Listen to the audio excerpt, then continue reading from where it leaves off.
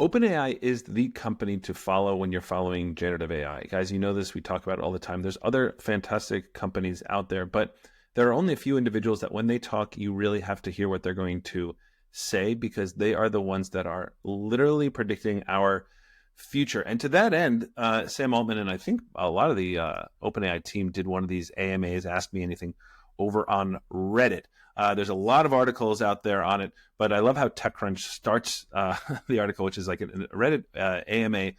OpenAI CEO Sam Altman admitted, anytime you hear the word admitted, you kind of like want to brace yourself, but not in this case, admitted that a lack of compute capacity is one major factor preventing the company from shipping products as often as it would like. So Jaeden has done a little bit of a deeper dive into this, but just offline, just before we got on, we were talking about our friend Logan over at formerly of OpenAI, Kilpatrick over at Google now for developer relations, and how often Google is shipping, how it kind of goes under the radar. So Jaeden, when you're looking at this and thinking about compute issues, thinking about like all the nuclear plants that like Microsoft is basically buying up, everybody's buying up, and we're talking about how fast NVIDIA can produce chips because everybody needs them. What's interesting to you about this? Because this caught my attention as well. Yeah, no, I think this is so fascinating. The big news here, obviously, like you mentioned, is just the fact that we heard some of these warning signs or some of these kind of like red flags, I don't know, whatever you want to call them, from Sam Altman not too long ago, where he literally said he was concerned about Elon Musk's XAI getting more access to compute than OpenAI had. And it seemed like, honestly, it kind of sounded absurd to me. I'm like, how? You have this massive partnership with Microsoft. You're the biggest player. You've been in the space. How have you not been forecasting for the insane amount of compute that you need?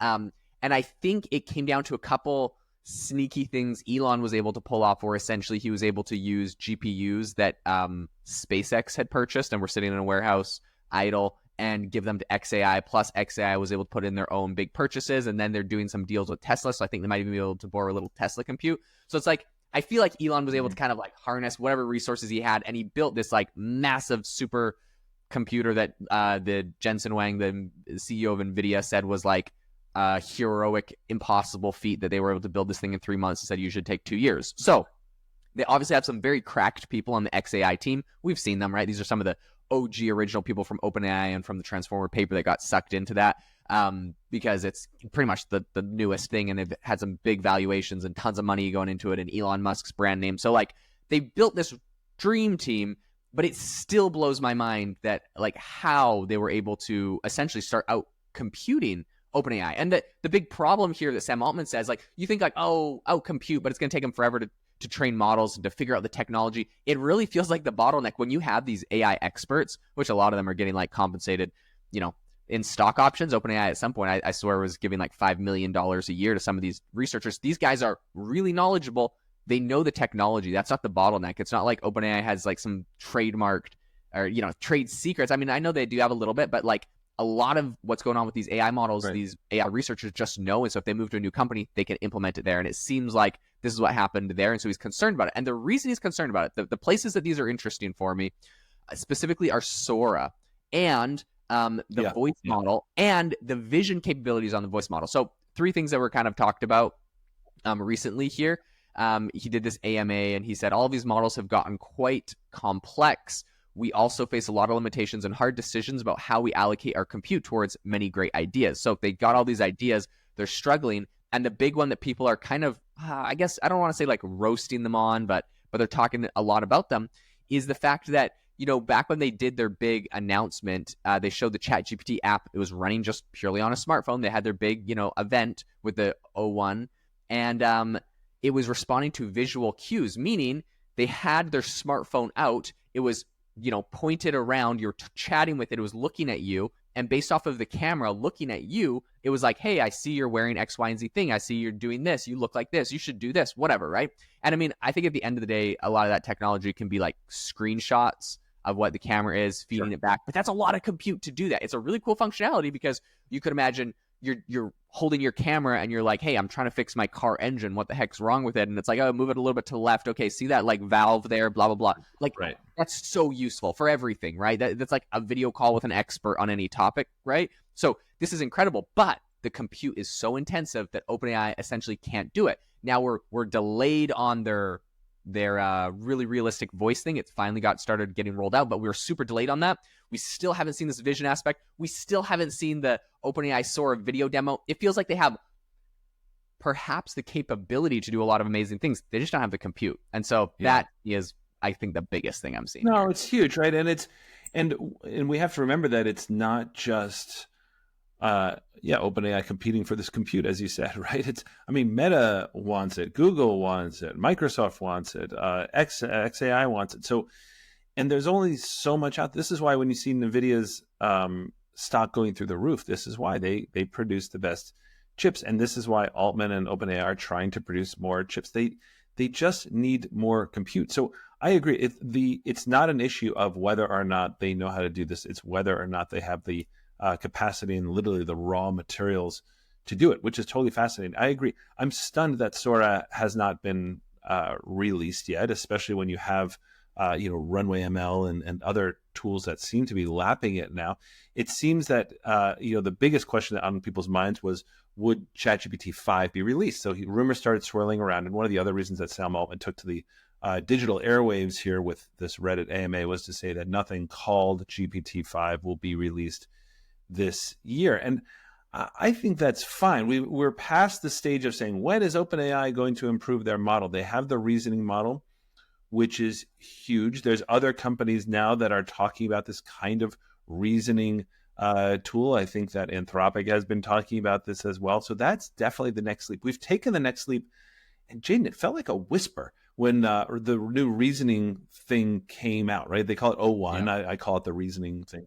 But they were saying that they didn't call that GPT-5 because it was a whole different way of working. And people who really know and people who can really test it say that it is really, really different. And I know this is kind of quote unquote slightly old news, but just understand that we've hit the next level. And when OpenAI talks about the levels to AGI, artificial general intelligence, when essentially super intelligence will outperform humans at any general task, there's 5 levels to it. And we just went from step 1, the chatbot, to step 2, which is this reasoning model. And so when they talk about whether GPT-5 will come out next year, Jaeden, I gotta say, I'm not as concerned about that anymore because I think ChatGPT still is outstanding. They're dropping new stuff all the time. They have vision. Their voice, the latency is now basically 0. They still have code interpreter. Now they have search. I don't even know what GPT-5 would look like. So anyway, I'm not exactly on the edge of my seat like I think I would have been a few months ago. You know what I mean? Yep. So I think a couple things. I heard rumors that the O1 preview was supposed to be GPT-5, but it just wasn't as good as what people would hope. So that's why they kind of got away from naming it GPT-3, GPT-4, GPT-5. And they're just like, it's O1 preview because they're like, it's not as good as what, they have a big reputation now and they don't want to, let people down. So I think they're saying we're going to save GPT-5. It's going to be the next wow factor, shocker. And I've heard Sam Altman talking about some things that a theoretical GPT-5 would be capable of doing. And it's very much agenty, does everything, super smart at reasoning. They have a very high benchmark. And I think they're trying to hit it. I think they're going to need a lot more compute. I still think they might need some more breakthroughs, which is the scary thought, because you never want to think that your next update is not being cooked up right now. You want to think like they're just training it. It takes a long time to train it, but they might need a couple breakthroughs, but breakthroughs come with a stroke of genius or luck or inspiration. And so that's a scarier place, especially for a company like this. That being said, they're going to make tons of improvements. Sam Altman did say we have some good releases coming later this year. So you're going to see some, small improvements. And I think it's important because you see companies like Anthropic still feel like they're ahead when it comes to code. All the developers I talked to are still telling me that. You're like, even with O1 preview, Anthropic is still better at code. And I heard the same. And if you want like a solid data point on that, Microsoft just made a partnership to have Anthropic's Claude in their GitHub Copilot. So it seems like this is what developers want, and Microsoft is responding, even though they got this special cozy deal with OpenAI. So the one other thing that I did think was really interesting, they were talking about DALL-E, and Sam Altman said they have no launch timeline for the next generation of DALL-E. And for Sora, he said, we need to perfect the model, get safety, impersonation, and other things right, and scale compute. Scale compute. We're still stuck. So it seems like Sora, the keyword here, we're still stuck with not enough compute power to scale Sora. And The one other thing I want to bring up, though, when it comes to like this whole compute question, it's like, like how can they not? This is like, okay, here's an interesting thought.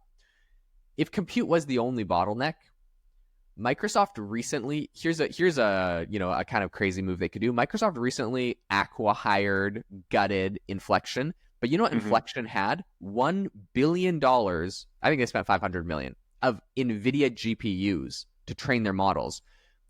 Theoretically, OpenAI could just go spend the $1 billion or whatever that was ended up, getting put in to bail that company out. They could have just bought that and got the compute themselves, right? So like acquisitions might not even be there. Like, we don't care about your Inflection Pi tech. We just want all of your GPUs. They're probably paying like above market price, blah, blah, blah, blah. But like, you know what I mean? There's moves like that. If you really wanted the compute, I think there's things like that you could do. So I think there's also probably a money limitation here where like they've raised a lot of money, but they don't have enough. So at the end of the day, all of these problems that they claim to be bottlenecked with the compute and stuff, like all of this gets solved as more compute comes online. Obviously, more companies are going to need it and want it and pay for it. But like theoretically, you could imagine that NVIDIA can scale up their production. We're going to have more compute come online, more power come online. Microsoft buying nuclear reactors. We're going to get more power, more compute, everything, resources, and maybe we just slowly scale up. Now, the thing that I think a lot of people hate about that whole situation is the fact that we theoretically, allegedly, have all of the technology pretty much ready and at our fingertips, and now we're just waiting on hardware. Like, come on, we have incredible AGI, capabilities, but we're just waiting on the hardware and electricity. Like, we just need electricity and chips. It's like, oh my god, hardware that they know how to make. They know how to make the hardware. Yeah, I know. I'm not complaining. It's more complicated than we say. Listen, we could talk about this all day long. Just know, folks, that OpenAI has a lot of stuff ready to go. Keep watching this space. Hey, listen, by the way, I have a little PSA. You may not be the person that's ever left a review on a podcast before. Guess what? Today's the day. Today is the day. You're going to leave this review on this podcast. We're going to read it. Jaeden and I are going to have the best weekend ever because you did. Guys, thank you. Jaden's making hard hands in case you're looking at us on YouTube. Guys, thank you so much for listening. We always appreciate you all tuning in and sticking with us. We love doing this with you all, and we hope you have an amazing rest of your day.